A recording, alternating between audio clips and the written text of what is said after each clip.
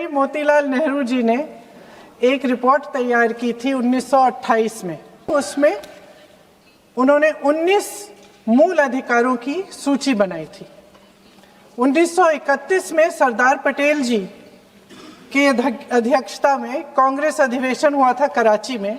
उस कराची अधिवेशन में इस प्रस्ताव को पारित किया गया और वहीं से ये शुरुआत हुई कि महिलाओं का समान अधिकार हमारे देश की राजनीति में शामिल हुआ। उसी समय one vote one citizen one value का सिद्धांत भी हमारी राजनीति में स्थापित हुआ। 2018 में आदरणीय श्री राहुल गांधी जी ने मोदी जी को एक पत्र लिखा और उस पत्र में उन्होंने कहा कि ये महिला का जो आरक्षण है ये 2019 तक लागू हो जाना चाहिए। सरकार ने महिला आरक्षण का जो विधेयक सर्वसहमति से 2023 में पारित कराया था, उसमें 2 चीजें थी जो इस विधेयक में नहीं है।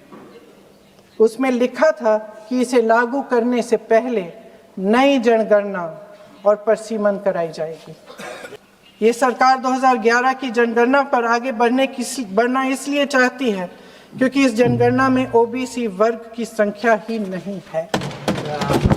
कांग्रेस पार्टी कभी नहीं होने देगी। जिस तरह असम में इन्होंने मन चाहे सीटों को काटा पीटा, विपक्षी दलों के नेताओं की सीटों का विभाजन किया और अपने राजनीतिक फायदे के लिए नई सीमाएं बनाई, उसी तरह ये पूरे देश में लोकतंत्र को खत्म करने की शुरुआत तो इस सरकार ने चुनाव आयोग, न्यायपालिका, मीडिया और अन्य संस्थाओं पर अपना पूरा दबाव डालकर शुरू कर ही लिया था।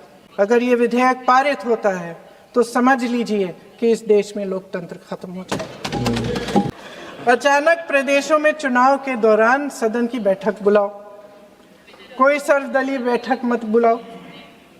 विधेयक का प्रारूप सिर्फ एक दिन पहले सार्वजनिक कर लो ताकि विपक्ष को कोई मौका न मिले कि इस पे चर्चा कर ठीक ढंग से हो। अध्यक्ष महोदय, इन्हीं 543 लोकसभा क्षेत्रों में से महिलाओं को 33% आरक्षण क्यों नहीं दिया? अगर पद खोने का डर नहीं है तो कुछ लोग अपना पद खोलें। मैं आपके द्वारा प्रधानमंत्री जी से अपील करती हूँ कि मन बनाएं, साहस करें, सही निर्णय ले लें। हम सब उनके साथ खड़े रहेंगे।